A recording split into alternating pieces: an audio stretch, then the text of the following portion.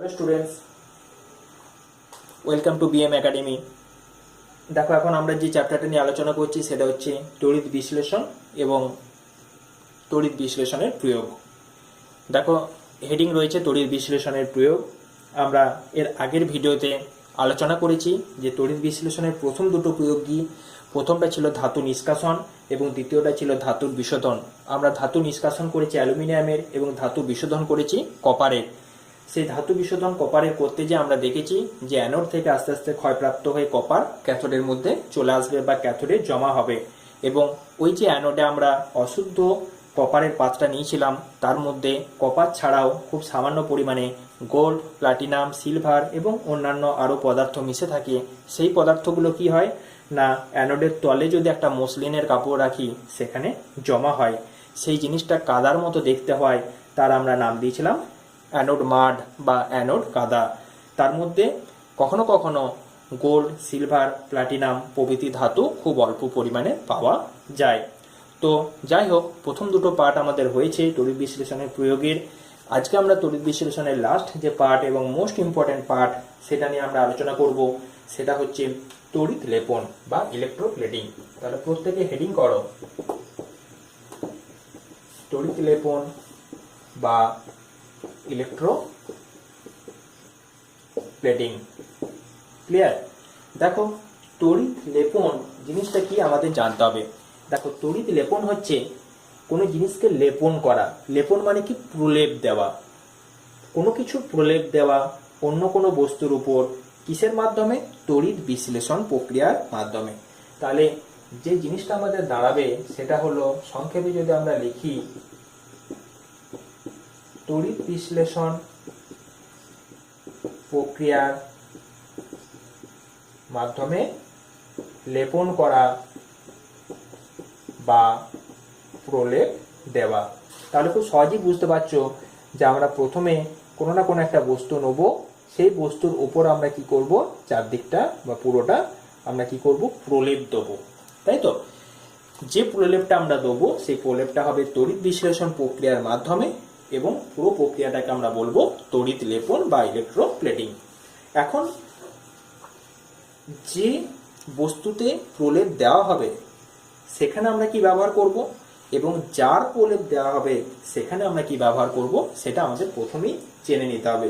সেটা কি না, সাধারণতভাবে যে সমস্ত বস্তুতে প্রলেপ দেওয়া হয় সেগুলো হচ্ছে অপেক্ষাকৃত অধিক সক্রিয় ধাতু, ধাতুর উপর প্রলেপটা দেওয়া হয়। বোঝা গেল? অপেক্ষাকৃত অধিক সক্রিয় ধাতুর উপর প্রলেপ দেওয়া হয়। কিসের প্রলেপ দেওয়া হয় না, অপেক্ষাকৃত কম সক্রিয় ধাতুর প্রলেপ দেওয়া হয়। কম সক্রিয় ধাতুর প্রলেপ দেওয়া হয়। বোঝা গেছে? তাহলে যার ওপর প্রলেপটা দেওয়া হবে সেটা হচ্ছে অপেক্ষাকৃত অধিক সক্রিয় ধাতু, আর যে বস্তুটার প্রলেপ আমরা দেবো সেটা হচ্ছে অপেক্ষাকৃত কম সক্রিয় ধাতু। যেমন খুব সিম্পলভাবে যদি আমরা ভাবি, একটা মনে করো এই পুরো দণ্ডটা যদি লোহার হয়, এই লোহার ওপরে যদি আমরা সোনার প্রলেপ দিই বা দস্তার প্রলেপ দিই, তাহলে যার উপরে প্রলেপ দেওয়া হলো সেটা হলো লোহা, এবং যার প্রলেপ দেওয়া হলো সেটা হচ্ছে জিঙ্ক, বা যদি সোনা নিই তাহলে হচ্ছে সোনা। বোঝা গেছে? এই দুটো টাইপের বস্তুর মধ্যে এই আয়রন হলো অধিক সক্রিয় এবং জিঙ্ক হলো কম সক্রিয়, বা যদি আমরা এখানে গোল্ড নিই বা সোনা নিই বা রূপা নিই, এগুলো হলো কম সক্রিয়। তাহলে আমাদের জানতে হবে যে যে সমস্ত বস্তুগুলো অধিক সক্রিয় সেই বস্তুর ওপরে প্রলেপ দেওয়া হবে, আর যেগুলো কম সক্রিয় তাহলে সেই বস্তুগুলোর প্রলেপ দেওয়া হবে। সাধারণভাবে দেখা যায় যে যে সমস্ত বস্তুর ওপরে প্রলেপ দেওয়া হচ্ছে সেগুলো অর্থনৈতিক দিক থেকে সেগুলোর মূল্য বা ভ্যালুয়েশন কম হয়, অর্থাৎ সেগুলো কস্ট বা দাম কম হয়, দ্রব্যমূল্য কম হয়, এবং যার প্রলেপ দেওয়া হয় তার দ্রব্যমূল্য সাধারণভাবে দেখা যায় বেশি হয়। তাহলে প্রথমে আমরা তড়িৎ লেপনের সংজ্ঞাটা ভালো করে লিখে নিই, তারপর আমরা ডিটেলসে আলোচনা করব। তাহলে প্রথমেই এই যে তড়িৎ লেপনটা লিখলাম তার সংজ্ঞাটা আমরা ভালো করে লিখে নেব, কারণ পরীক্ষায় যদি আসে তড়িৎ লেপন কি, তাহলে আমরা পরীক্ষার হলে কি লিখবো সেটা আমরা প্রথমেই দেখে নেব। দেখো অ্যান্সারটা প্রথমেই আমরা লিখবো, লেখো আমার সাথে সাথে, তড়িৎ বিশ্লেষণ পদ্ধতিতে, তড়িৎ বিশ্লেষণ পদ্ধতিতে অপেক্ষাকৃত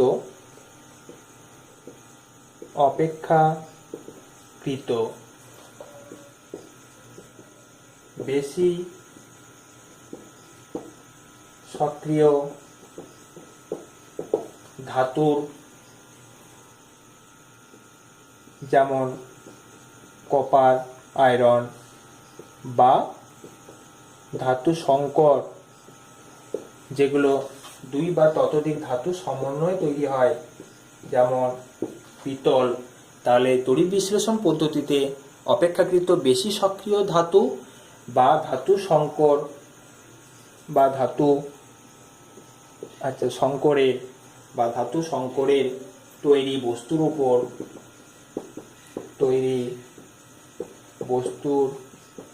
ওপর কিসের প্রলেপ দেওয়া হবে না, অপেক্ষাকৃত কম সক্রিয় ধাতুর প্রলেপ দেওয়া হয়। অপেক্ষাকৃত কম সক্রিয় ধাতুর প্রলেপ দেওয়া হয়। অপেক্ষাকৃত কম সক্রিয় ধাতু কোনগুলো না, ব্র্যাকেটের মধ্যে লিখে রাখো, Ag, Au, Pt, অর্থাৎ রূপো, সোনা, প্লাটিনাম, বা এখানে তোমরা লিখলে নিকেল, ক্রোমিয়াম প্রভৃতি। এই সমস্ত ধাতুর প্রলেপ দেওয়া হয় সেই পদ্ধতিকে কি বলে, তড়িৎ লেপন বলে। ক্লিয়ার? তাহলে তড়িৎ লেপনের ডেফিনেশনটা আমরা দেখতে পেলাম। যেমন উদাহরণ হিসাবে লিখতে পারি, তামার ওপর, দেখো এখানে তামা এবং লোহা রয়েছে, তাহলে লিখতে পারি আমরা তামা বা কপারের ওপর কিসের প্রলেপ, এখান থেকে যদি সোনাটা নিই তাহলে হচ্ছে সোনার প্রলেপ। এই ঘটনাকেই বলা হয় তড়িৎ লেপন। এখন ব্যাপার হচ্ছে আমরা এই তড়িৎ লেপনটা কেন করব, বা কি প্রয়োজন আছে আমাদের তড়িৎ লেপনটা করার। দেখো এর দুটো কারণ। এক হচ্ছে এখনকার দিনে বাজারে দেখবে যে সমস্ত গহনা বা গয়না, সেগুলো দেখবে সিটি গোল্ডের, অর্থাৎ সেগুলো তৈরি হচ্ছে হয়তো তামা বা পিতলের, কিন্তু সে তামার উপরে কি হচ্ছে, সোনার প্রলেপ দেওয়া থাকছে। তাহলে কি হচ্ছে, জিনিসটা দেখতে সুন্দর লাগছে, অর্থাৎ সৌন্দর্য বৃদ্ধি হচ্ছে, এবং তার মধ্যে কি হচ্ছে না, জিনিসটার চাহিদা বাড়ছে। তাহলে কোন একটা জিনিস পুরোপুরি সোনার না হলেও আমরা তামার উপরে যদি সোনার প্রলেপ দিই, তাহলে সেটা দেখতে কি হচ্ছে না, সৌন্দর্য বৃদ্ধি হচ্ছে। তাহলে প্রথম এর ব্যবস্থা আমরা লিখতে পারি যে তড়িৎ লেপনে যদি বলা হয় যে প্রয়োগটা কি বা কেন তড়িৎ লেপন করা হয়, তাহলে আমরা প্রথমেই 1 নম্বর পয়েন্ট যেটা লিখতে পারবো সেটা হচ্ছে সৌন্দর্যায়ন বৃদ্ধি। বোঝা গেছে? অর্থাৎ যে সমস্ত ধাতুগুলো রয়েছে তাদের সৌন্দর্যায়ন বৃদ্ধি করা, এবং সেই ধাতুগুলোর সৌন্দর্যায়ন বৃদ্ধির সাথে সাথে অর্থনৈতিক মূল্য বৃদ্ধি করা। যেমন একটা তামার যদি কোনো গহনা হয় বা অর্নামেন্টস হয়, তার থেকে যদি আমরা তার উপর সোনার জল দিয়ে দিই বা সিটি গোল্ড দিয়ে দিই, তাহলে তার অর্থনৈতিক মূল্য কি হবে, অনেক বেশি হবে। তাহলে অর্থনৈতিক মূল্য বৃদ্ধি করা। ক্লিয়ার? তো এই দুটো কারণ ছাড়াও আমাদের মেন যেটা কারণ, অর্থাৎ যে কারণে তড়িৎ লেপনটা করা হয়, সেটা হচ্ছে ক্ষয় রোধ। দেখবে শুধু যে লোহার বস্তুগুলো যেগুলো হয়, লোহার বস্তুতে দেখবে দীর্ঘদিন ধরে লোহার বস্তুকে ফেলে রাখলে সেখানে কি হয় না, মরিচা পড়ে, এবং মরিচা পড়ার পর কি হয় না, আস্তে আস্তে দেখবে লোহার যে বস্তুটা সেখান থেকে ওপরের অংশগুলো দেখবে আস্তে আস্তে ছেড়ে বেরিয়ে চলে আসে, অর্থাৎ কি হয় না, তার ক্ষয় হয়। তাহলে এই লোহার দ্রব্যের ক্ষয় রোধ করার জন্য তার ওপরে যদি আমরা প্রলেপ দিই, ধরো যদি জিঙ্কের প্রলেপ দিই, তাহলে কি হবে, না আমাদের যে প্রক্রিয়াটা ঘটবে সেটা হচ্ছে ইলেকট্রোপ্লেটিং বা তড়িৎ লেপন, এবং এই তড়িৎ লেপনের মাধ্যমে কি হবে, আমাদের ক্ষয় রোধ হবে। যেমন এখানে আমরা লিখতে পারি ক্ষয় রোধ করার জন্য লোহার ওপর জিঙ্কের প্রলেপ। বুঝে গেছে? তাহলে কি হয়, ক্ষয়টা রোধ হয়। এবারে আমরা দেখে নেব যে কোন কোন শর্তে বা কিভাবে তড়িৎ লেপন প্রক্রিয়াটা ঘটে। আমরা এখন অবধি জানলাম তড়িৎ লেপন কি, এটা বুঝে গেছি। তড়িৎ বিশ্লেষণের মাধ্যমে প্রক্রিয়াটা ঘটাতে হবে। একটা কম সক্রিয় ধাতুর প্রলেপ দেবো কিসের উপর, যেটা অধিক সক্রিয়, যেমন লোহা অধিক সক্রিয়, এর উপর যে প্রলেপটা দেবো সেটা হচ্ছে জিঙ্কের প্রলেপ। বোঝা গেছে? আচ্ছা, কারণটা কি? এক হচ্ছে সৌন্দর্য বৃদ্ধি করা, দুই হচ্ছে অর্থনৈতিক মূল্য বৃদ্ধি করা, আর তিন হচ্ছে কি না, যে ধাতুটা থাকবে তার ক্ষয়টা রোধ করা। বোঝা গেছে? এরপর আমরা দেখে নেব যে তড়িৎ লেপন হতে গেলে আমাদের কি কি শর্ত মেনে চলতে হবে, এবং সেই শর্ত অনুযায়ী আমরা তবেই তড়িৎ বিশ্লেষণ প্রক্রিয়াটা ঘটাতে পারবো। তাহলে তড়িৎ বিশ্লেষণের কন্ডিশনগুলো বা শর্তগুলো আমরা পরপর যদি লিখি, তাহলে 1 নম্বরে আমরা যেটা লিখবো সেটা হচ্ছে যে ধাতুর প্রলেপটা দেবো, ভালো করে বোঝো, যে ধাতুর প্রলেপ দেবো, যে ধাতুর প্রলেপ দেওয়া হবে। বোঝা গেছে? যে ধাতুর প্রলেপ দেওয়া হবে সেটাকে আমরা সবসময় রাখবো অ্যানোডে। যে ধাতুর প্রলেপটা আমরা দেবো সেই ধাতুটাকে রাখা হবে অ্যানোডে, তাকে অ্যানোড এ রাখা হবে। ক্লিয়ার? 2 নম্বর, যে ধাতুর ওপর প্রলেপটা দেবো, তাহলে 2 নম্বর হচ্ছে যে ধাতুর ওপর প্রলেপ দেওয়া হবে তাকে ক্যাথোডে রাখা হবে। দেখো, যে ধাতুর উপর প্রলেপটা দেওয়া হবে তাকে কেন ক্যাথোডে রাখবো, আর যার প্রলেপ দেবো তাকে কেন অ্যানোডে রাখবো, এটা দেখো তোমরা সহজেই বুঝতে পারবে। আমরা তড়িৎ বিশ্লেষণ প্রক্রিয়াতে দেখবে বারবার আলোচনা করছি যে যেটা ক্যাথোড হিসেবে রাখা হয় সেখানে কি হয়, সেখানে এসে ধাতুগুলো জমা হয়, অর্থাৎ তার চারপাশে এসে ধাতুগুলো জমা হয়। একটা জিনিস মাথার মধ্যে ঢুকিয়ে রাখো যে ক্যাথোডে এসে সবসময় কি হয়, ধাতুগুলো জমা হয়। তাহলে যে ধাতুর উপর প্রলেপ দেওয়া হবে, ধরো আমরা যদি এখানে যদি ক্যাথোড হিসাবে যদি আমরা এখানে লোহাটা নিই, তাহলে লোহার উপরে এসে কি হবে, লোহার উপরে যে ধাতুর প্রলেপ দেওয়া হবে, অর্থাৎ অ্যানোডে যেটাকে রাখবো, ধরো এখানে যদি আমরা জিঙ্ক রাখি, তাহলে অ্যানোড থেকে জিঙ্কটা আস্তে আস্তে আস্তে আস্তে ক্ষয়প্রাপ্ত হবে, বা যদি এখানে অন্য কোনো ধাতু রাখি সেটা কি হবে, আস্তে আস্তে ক্ষয়প্রাপ্ত হবে। ক্ষয়প্রাপ্ত হওয়ার পর কি হবে না, এই ক্যাথোড অর্থাৎ এই যে লোহা রয়েছে এই দণ্ডের চারিদিকে আস্তে আস্তে আস্তে আস্তে জমা হবে। বুঝে গেছে? যদি জমা হয় তবেই প্রলেপটা পড়বে। তাহলে সিম্পল ভাবে আমরা বুঝতে পারছি যে যার উপরে প্রলেপটা দেবো, অর্থাৎ এখানে যেটা লোহা হিসেবে নিয়েছি সেটাকে আমরা সবসময় ক্যাথোড ডাকবো, কারণ ক্যাথোডই আমরা জানি যে ধাতুটা এসে তার চারপাশে জমা হয়। আর যার প্রলেপ দেবো সেটাকে অ্যানোডে রাখবো, কারণ সেখান থেকে ধাতুটা ক্ষয়প্রাপ্ত হয়ে বেরিয়ে এসে ক্যাথোডে এসে জমা হবে, অর্থাৎ প্রলেপটা পড়বে। এবার নিশ্চয়ই বোঝা গেছে? বেশ। 3 নম্বর হিসেবে আমরা যেটা নেব, যে দেখো একটা জিনিস, অ্যানোড থেকে তখনই ধাতুটা বেরিয়ে বেরিয়ে আসবে এবং ক্যাথোডে এসে জমা হবে যখন তড়িৎ বিশ্লেষ্য রূপে যে পদার্থটা নেব তার একটা আয়ন, অর্থাৎ তার যে ক্যাটায়নটা সেটা ওই অ্যানোডে যে ধাতুটা নেব তার সাথে সমান হবে, তবেই আমরা জানি যে অ্যানোডটা ক্ষয়প্রাপ্ত হয়। যদি অ্যানোডে আমরা কোনো নিষ্ক্রিয় তড়িৎদ্বার নিই বা অন্য কোনো তড়িৎদ্বার নিই, বা অ্যানোডে ধাতু নেওয়া সত্ত্বেও আমরা যদি তড়িৎ বিশ্লেষ্য রূপে সেই ধাতুর কোনো দ্রব্য না নিই, তাহলে কিন্তু সেই প্রক্রিয়াটা কখনোই ঘটবে না। এটা কিন্তু আমরা কপার সালফেটের যে তড়িৎ বিশ্লেষণ সেখানে কিন্তু আমরা খুব ভালো করে আলোচনা করেছি। তাহলে 3 নম্বর আমাদের যে কন্ডিশনটা সেটা হচ্ছে তড়িৎ বিশ্লেষ্য রূপে কি আলোচনা কি, তড়িৎ বিশ্লেষ্য রূপে কি নেব না, যে ধাতুর প্রলেপ দেওয়া হবে, দেখো ভালো করে দেখো, যে ধাতুর প্রলেপ দেওয়া হবে, মনে করো যদি সোনার প্রলেপ দেওয়া হয় বা সিলভারের প্রলেপ দেওয়া হয়, মনে করো সিলভারের প্রলেপ দেওয়া হবে, রূপোর প্রলেপ দেওয়া হবে, তাহলে যে ধাতুর প্রলেপ দেওয়া হবে তার আয়ন তড়িৎ বিশ্লেষ্য রূপে থাকতে হবে। তাহলে তার আয়ন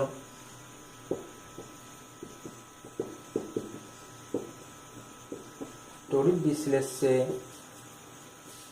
বর্তমান থাকতে হবে। তার মানেটা হলো এটাই, তড়িৎ বিশ্লেষ্যরূপে এখানে যে পদার্থটা নেব তার মধ্যে যে ক্যাটায়নিক পার্টটা বা যে আয়নটা, সেখানে আয়ন হিসেবে যেন Ag বা সিলভার থাকে, নচেত কিন্তু হবে না। বোঝা গেছে? তাহলে এখানে যে ধাতু প্রলেপ দেওয়া হবে, এখানে তোমাদের সুবিধার্থে আমি এটা লিখে রাখলাম, ধরো সিলভারের প্রলেপ দেওয়া হবে, যার ওপরে প্রলেপ দেওয়া হবে, মনে করো এখানে মনে করো কপার লিখে রাখলাম, বা কপার বা তামার ওপরে প্রলেপটা দেওয়া হবে। ক্লিয়ার এত অবধি? তাহলে 3টে পোর্শন হয়ে গেল। 4 নম্বর হচ্ছে এখানে যে তড়িৎ প্রবাহটা করা হবে, আমরা খুব ভালো করেই জানি যে এখানে সম প্রবাহ বা ডিসি কারেন্ট, ঠিক আছে, চালনা করতে হবে। ডিসি কারেন্ট চালনা করতে হবে এবং এই তড়িতের মানটা হবে খুব অল্প এবং এটা অধিক সময় ধরে চালনা করতে হবে। তাহলে এখানে যদি আমরা নিচে লিখি, তাহলে আমরা এর সাথে লিখব যে কম পরিমাণ সম তড়িৎ প্রবাহ দীর্ঘক্ষণ ধরে চালনা করতে হবে। দেখো এখানে একটা জিনিস, প্রথমত হচ্ছে কেন সমপ্রবাহ ব্যবহার করব। দেখো আমরা খুব ভালো করেই জানি যে সমপ্রবাহ বলতে এখানে ব্যাটারির মাধ্যমে তড়িৎ উৎপন্ন করব। ব্যাটারিতে আমরা জানি একটা পার্ট নেগেটিভ, একটা পার্ট পজিটিভ, নেগেটিভ পার্টের সাথে ক্যাথোড থাকে, পজিটিভ পার্টের সাথে অ্যানোড থাকে। এখন যদি আমরা ডিসি না নিয়ে এসি নিই বা অল্টারনেটিভ কারেন্ট নিই, তাহলে সেখানে কি হয়, যে মেরুগুলো বা টার্মিনালগুলো সেগুলো ক্রমাগত কি হয়, চেঞ্জ হয়। অর্থাৎ মাইনাসটা একবার প্লাসে যাবে, প্লাসটা মাইনাসে যাবে। তাহলে দেখো ক্যাথোড আর অ্যানোডের যে ডিরেকশনটা, সেটা সবসময় কি হবে, অল্টার হতে থাকবে। অর্থাৎ সেখানে আমরা কিন্তু মোটেও তড়িৎ প্রবাহ চালনা করতে ঠিকঠাকভাবে এক্ষেত্রে পারবো না। তাই আমরা এখানে নেবো ডিসি কারেন্ট। এখন দেখো যদি আমরা কম পরিমাণ না নিয়ে অধিক পরিমাণ যদি একসাথে যদি তড়িৎ চালনা করি, তাহলে হয়তো দেখা যাবে যে ক্যাথোডের কোনো একটা নির্দিষ্ট জায়গাতেই পুরো ধাতুটা এসে জমা হয়ে গেল এবং বাকি জায়গাগুলো হয়তো ঠিকঠাকভাবে প্রলেপ দেওয়াই হলো না। কিন্তু প্রলেপটা আমাদের দিতে গেলে পুরো যে ধাতুটা নেওয়া হবে ক্যাথোডে, পুরো ধাতুটা জুড়ে, পুরো বডিটা জুড়ে, অর্থাৎ যে তামার পাতটা নেওয়া হবে, তামার পাতের চারিদিকে সব দিকে সমানভাবে প্রলেপটা দিতে হবে। তাই আমরা কি করব না, তড়িতের পরিমাণটা অল্প রাখবো, যাতে ইউনিফর্মলি বা সমানভাবে চারিদিকে প্রলেপটা দেওয়া হয়, এবং একটু দীর্ঘক্ষণ ধরে চালনা করব, যাতে পুরো ধাতুটার উপর প্রলেপ দেওয়াটা কমপ্লিট হয়। তাহলে এই 4টে পয়েন্ট আমাদের এখানে খেয়াল রাখতে হবে, যে যার প্রলেপ দেওয়া হবে তাকে অ্যানোডে রাখবো, যে ধাতুর উপর প্রলেপ দেবো সেটাকে ক্যাথোডে রাখবো, এবং যে ধাতুর প্রলেপ দেওয়া হবে তার কোনো আয়ন যেন তড়িৎ বিশ্লেষ্যে অবশ্যই বর্তমান থাকে। এবং 4 নম্বর যেটা লিখব সেটা হচ্ছে ডিসি কারেন্ট বা সম প্রবাহ আমরা চালনা করব, এবং কম পরিমাণ সমতড়িৎ প্রবাহ দীর্ঘক্ষণ ধরে চালনা করব, যাতে তড়িৎ লেপনটা চারিদিকে সমানভাবে সুন্দরভাবে দেওয়া যায়। এরপর আমরা একটা উদাহরণ সাথে বোঝাবো যে কিভাবে তড়িৎ লেপন প্রক্রিয়াটা ঘটে। তাহলে এটা মুছে দিই। ধরো একটা চামচ নিলাম, সেই চামচের ওপরে আমরা প্রলেপ দেবো, অর্থাৎ তড়িৎ লেপন আমরা ঘটাবো। তাহলে একটি তড়িৎ লেপনের উদাহরণ আমরা পুরো প্রক্রিয়ার সাহায্যে দেখব যে কিভাবে পুরো প্রক্রিয়াটা ঘটে। খুব সিম্পল প্রসেস, তোমাদের আগের যা কনসেপ্ট আছে সেখান থেকে তোমরা নিজেরাই এটা করতে পারবে।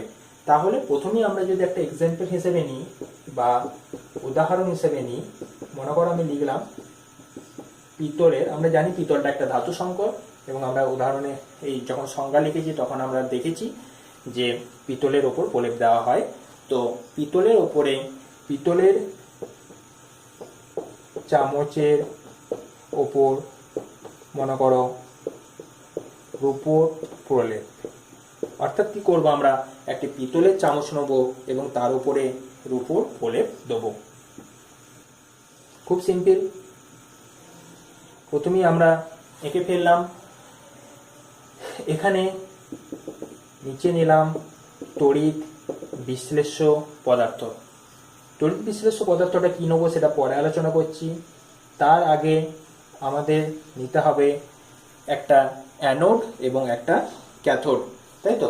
তাহলে বারবার আমরা ক্যাথোডটাকে বাঁ দিকে লিখছিলাম, তাহলে ক্যাথোডটা ছবি তো আমরা এবারে বাঁ দিকে যদি লিখি কোনো ব্যাপার নেই, তোমরা ডান দিকেও লিখতে পারো, একই ব্যাপার, যেদিকে খুশি। শুধু খেয়াল রাখবে ক্যাথোডের সাথে নেগেটিভ টার্মটা যুক্ত করবে ব্যাটারির, আর অ্যানোডের সাথে পজিটিভ। অ্যানোডকে বাঁ দিকে রাখো কি ডান দিকে রাখো কোনো ব্যাপার নেই। তাহলে আমরা দেখেছি এখানে দেখো পিতলের চামচের উপর প্রলেপ দেবো, আমরা জানি যে যার উপরে প্রলেপ দেবো সেটাকে ক্যাথোডে রাখতে হয়, তাই সহজেই আমরা মনে করে একটা এখানে এরকম একটা চামচ নিলাম। ক্লিয়ার? তাহলে একটা চামচ নিলাম এবং ডান দিকে যেটা নিলাম সেটা হলো অ্যানোড, অর্থাৎ অ্যানোডে মনে করো আমরা একটা রূপোর কোনো ব্লক নিলাম বা দণ্ড নিলাম। বোঝা গেছে এত অবধি? আচ্ছা, তাহলে এই যে চামচটা আমরা নিয়েছি এটাকে নিয়েছি ক্যাথোডে আর এটাকে নিয়েছি অ্যানোডে, এটা হলো অ্যানোড। এখন আমরা জানি ক্যাথোডটা ব্যাটারির নেগেটিভ পার্টের সাথে যুক্ত থাকে এবং অ্যানোড ব্যাটারির পজিটিভ পার্টের সাথে যুক্ত থাকে।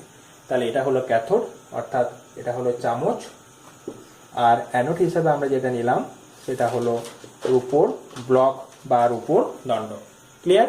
এখন সবসময় আমাদের খেয়াল রাখতে হবে যে এটা যেন তড়িৎ বিশ্লেষ্য পদার্থের মধ্যে ডুবে থাকে, তবেই প্রক্রিয়াটা ঘটবে। এখন দেখো আরেকটা কন্ডিশন যেটা, তাহলে আমাদের first condition second condition clear হলো যে যার উপরে প্রলেপ দেওয়া হবে সেটা থাকবে ক্যাথোডে এবং যার প্রলেপ দেবো অর্থাৎ উপর প্রলেপ দেবো সেটা থাকবে অ্যানোডে। 3 নম্বর কন্ডিশন দেখো আমাদের বলা হয়েছে যে এখানে যে তড়িৎ বিশ্লেষ্য রূপে যেটা ব্যবহার করব সেই বিশ্লেষ্যটার কোনো না কোনো একটা আয়ন যেন, অর্থাৎ ক্যাটায়ন যেটা, সেটা যেন এই অ্যানোডে যে দণ্ডটা নিয়েছি তার সাথে একই হয়। তাহলে যেহেতু এখানে রূপো বা সিলভার নিয়েছি, তাই এখানে যে সুটেবল বা সব থেকে ব্যবহারযোগ্য যেটা ব্যবহার করা হয় সেটা হচ্ছে পটাশিয়াম আর্জেন্টোসায়ানাইড বা সোডিয়াম আর্জেন্টোসায়ানাইড। তাহলে আমরা এখানে লিখব এর সংকেতটা KAgCN2 বা এর নাম হলো পটাশিয়াম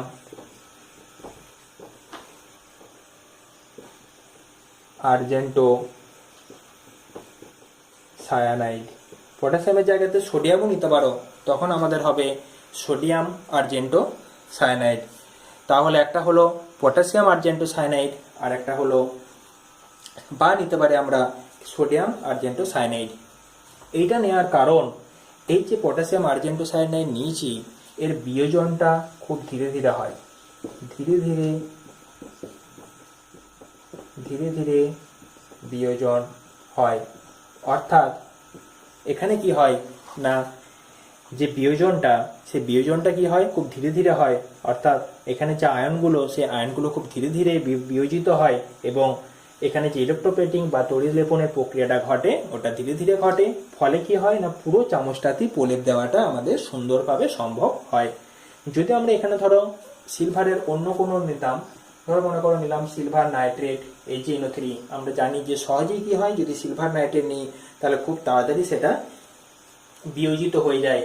ফলে যে প্রলেপটা আমরা দেবো সেই প্রলেপটা সব জায়গায় সমানভাবে পড়বে না। তাই এখানে আমাদের খেয়াল রাখতে হবে যে তড়িৎ বিশ্লেষ্য রূপে যেটা ব্যবহার করব সেটা যেন বিয়োজনটা একটু ধীরে ধীরে হয়, তাহলে তড়িৎ লেপনটা আমাদের ঠিকঠাকভাবে পড়বে। তাহলে এত অবধি ক্লিয়ার হয়েছে। এরপর আমরা একটু বিক্রিয়াগুলো দেখে নেবো। বিক্রিয়াগুলো খুবই সিম্পল। প্রথমে আমরা দেখে নেবো ক্যাথোডের বিক্রিয়া এবং তারপর আমরা দেখে নেবো অ্যানোডের বিক্রিয়া। দেখো এখানে বুঝতে পারছো এরকম সেটি যে এখান থেকে যে ক্যাটায়নটা তৈরি হবে সেটা হবে Ag+ আয়ন। এই Ag+ আয়ন কি করবে, একটি ইলেকট্রন গ্রহণ করবে এবং Ag তে পরিণত হবে। বোঝা গেছে? এই Ag কি হবে, এই যে চামচ রয়েছে এই চামচের গায়ে অর্থাৎ ক্যাথোডে এসে জমা হবে, অর্থাৎ তার প্রলেপটা পড়বে। তাহলে এই যে বিক্রিয়াটা হলো এটা হচ্ছে বিজারণ বিক্রিয়া এবং এই বিজারণ বিক্রিয়াটা করলো কোথায়, ক্যাথোডে, এবং ক্যাথোডে আস্তে আস্তে আস্তে আস্তে উপর প্রলেপ পড়বে। এখন আমরা যদি অ্যানোডের বিক্রিয়াটা দেখে নিই, তাহলে অ্যানোডের বিক্রিয়াটাও আমরা জানি যে এখান থেকে সায়ানাইড আয়নটা এখানে যাবে না। এখানে কি হবে না, এখানে যেহেতু এখানেও সিলভার আছে, দ্রবণের মতো সিলভার আছে, তাই এখান থেকে সিলভার বা Ag ইলেকট্রন ত্যাগ করে দ্রবণের মধ্যে চলে আসবে। অর্থাৎ এখানে যে বিক্রিয়াটা ঘটবে সেটা হচ্ছে Ag - E সমান হবে Ag প্লাস, এটা হচ্ছে জারণ, অর্থাৎ এই Ag প্লাস দ্রবণের মধ্যে আসবে এবং ওই Ag প্লাস আয়নগুলো কি হবে এখানে যাবে এবং চামচের মধ্যে প্রলেপ পড়বে। অর্থাৎ এখানে আমরা পুরো বিক্রিয়াটা যেটা দেখলাম যে এখানে আস্তে আস্তে আস্তে আস্তে আস্তে আস্তে দেখা যাবে যে ক্যাথোডটা আস্তে আস্তে পুরু হতে থাকবে বা মোটা হতে থাকবে, ক্যাথোডটা পুরু হতে থাকবে। আর এই যে অ্যানোডটা নিয়েছি বা অ্যানোড পাতটা নিয়েছি বা এখানে যে রূপোর দণ্ডটা নিয়েছি, এটা আস্তে আস্তে ক্ষয় হতে থাকবে। দেখো এগুলো বারবার একই জিনিস আলোচনা করা হচ্ছে, খুব সিম্পল ব্যাপার। তাহলে এইভাবে আমরা প্রলেপটা দিতে পারবো। এইভাবে তোমাদের যদি যে কোনো উদাহরণ দেওয়া হোক না কেন তোমরা প্রত্যেকটাই করতে পারবে। যদি বলা হয় লোহার উপর নিকেলের প্রলেপ দিতে হবে, তাহলে এটা মুছে দিচ্ছি, যদি এটা মুছে, এটা ক্লিয়ার হয়েছে? আচ্ছা, এগুলো একটু খাতাতে লিখে রাখবে, তাহলে কি হবে না পরবর্তীকালে তোমাদের দেখতে সুবিধা হবে। তাই ভিডিওটা যখন দেখবে তখন খাতা পেন নিয়ে বসবে এবং এটা একটু লিখে নেওয়ার চেষ্টা করবে। তাহলে পরবর্তীকালে কি হবে না নোটটা তোমাদের তৈরি হয়ে থাকবে, শুধুমাত্র এই জিনিসটা দেখলেই আবার মনে পড়ে যাবে, বারবার ভিডিওগুলো দেখার প্রয়োজন পড়বে না। তাহলে দেখো পিতলের চামচ দেখলাম, এরপরে আমরা যদি দেখি লোহা, অর্থাৎ লোহার উপর যদি নিকেলের প্রলেপ দিই, তাহলে খুব শর্টে ব্যাপারটা আলোচনা করছি, তোমরা বাড়িতে ছবিটা আঁকবে, আমি এখানে অত ডিটেলসে যাচ্ছি না। তাহলে লোহার উপর প্রলেপ দেবো, তার মানে এই যে লোহা বা আয়রন, ঠিক আছে, এই আয়রনটাকে আমরা কোথায় রাখবো? ক্যাথোডে। ছবিটা তোমরা নিজেরা বাড়িতে প্রত্যেকে প্র্যাকটিস করবে। এটাকে রাখবো ক্যাথোডে। আর যার প্রলেপ দেবো অর্থাৎ নিকেল, এটাকে দেবো অ্যানোডে। তাহলে 1 নম্বর এবং 2 নম্বর কন্ডিশন ফুলফিল হওয়ার পর এটা হচ্ছে অ্যানোড। ফুলফিল হওয়ার পর আমাদের যে তড়িৎ বিশ্লেষ্য নিতে হবে, তার মধ্যে দেখে নিতে হবে যে অ্যানোডে যে নিকেলটা আছে সেটা যেন তার মধ্যে থাকে। এখানে অ্যানোড হিসাবে যেটা ব্যবহার করা হয় সেটা হচ্ছে নিকেল সালফেট এর দ্রবণ, বোঝা গেছে? নিকেল সালফেটের দ্রবণ এবং তার সাথে সামান্য পরিমাণ বোরিক অ্যাসিড মিশ্রিত করা হয়। এটা আমরা একটু খেয়াল রাখবো যে সামান্য বোরিক অ্যাসিড মিশ্রিত নিকেল সালফেট তড়িৎ বিশ্লেষ্য রূপে আমাদের দিতে হবে। বিক্রিয়াগুলো নিশ্চয়ই বুঝে গেছো, খুব সহজ। যে এই যে নিকেল সালফেট, এখান থেকে নিকেল সালফেটটা যদি ভাঙে তাহলে তৈরি হবে Na2+ প্লাস SO4 2-। এই Na2+ কি হবে? ক্যাথোডে আসবে এবং ক্যাথোড থেকে দুটো ইলেকট্রন গ্রহণ করবে, দুটো ইলেকট্রন গ্রহণ করে নিকেলে পরিণত হবে এবং এই নিকেল লোহার গায়ে আস্তে আস্তে আস্তে আস্তে জমা হবে এবং তড়িৎ লেপন ঘটবে। আর এটা হচ্ছে ক্যাথোডের বিক্রিয়া। আর অ্যানোডে যে বিক্রিয়াটা ঘটবে সেটা হচ্ছে, আমরা জানি যেহেতু এখানে নিকেল নিয়েছি, অর্থাৎ একই ধাতু নিয়েছি, যে ধাতুটা তড়িৎ বিশ্লেষ্য দ্রবণে রয়েছে, তাই এখান থেকে নিকেল কি করবে? দুটো ইলেকট্রন বর্জন করে নিকেল 2+ হিসাবে দ্রবণের মধ্যে চলে আসবে। অর্থাৎ এটা হবে জারণ, এটা হবে বিজারণ। অর্থাৎ নিকেল দণ্ডটা আস্তে আস্তে আস্তে আস্তে ক্ষয়প্রাপ্ত হতে থাকবে এবং লোহার দণ্ডটা আস্তে আস্তে মোটা হতে থাকবে বা পুরো হতে থাকবে এবং প্রলেপটা ঘটবে। এইভাবে পুরো প্রক্রিয়াটা ঘটবে। এখন তোমাদের বইয়ে দেখবে অনেক কটা উদাহরণ দেওয়া আছে, আমি একটা ছকের মাধ্যমে খুব সহজে সেগুলো একটু লিখে দিচ্ছি, তোমরা একটু খেয়াল রাখবে। তোমাদের এখান থেকে খুব সহজ প্রশ্ন আসে, যে এরকম প্রশ্ন আসে যে লোহার উপর যদি নিকেলের প্রলেপ দিতে হয় তাহলে ক্যাথোড রূপে কি ব্যবহার করব, অ্যানোড রূপে কি ব্যবহার করব এবং তড়িৎ বিশ্লেষ্য রূপে কি ব্যবহার করব। এই এত সহজ প্রশ্নটিতে 3 নাম্বার দেওয়া থাকে। তোমাদের কিছু ব্যাখ্যা করতে হয় না, পরীক্ষা করে দেখাতে হয় না, কোনো কিছু করতে হয় না, শুধুমাত্র ঠিক ঠিক জায়গাতে লিখে দিতে হয়। আচ্ছা, তাহলে প্রথমেই আমরা দেখো জিনিসগুলো লিখে নেব যে ক্যাথোড হিসাবে কি ব্যবহার করব, অ্যানোড হিসাবে কি ব্যবহার করব, আর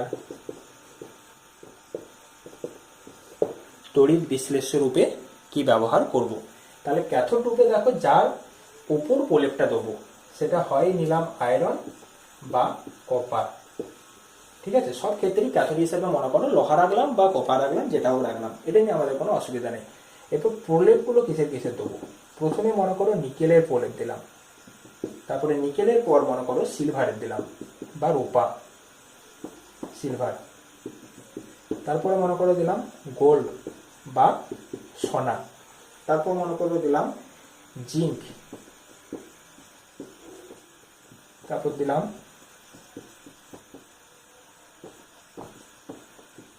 ক্রোমিয়াম, ক্রোমিয়ামের পরে মনে করো দিলাম টিন, আর লাস্টে দিলাম মনে করো সীসা।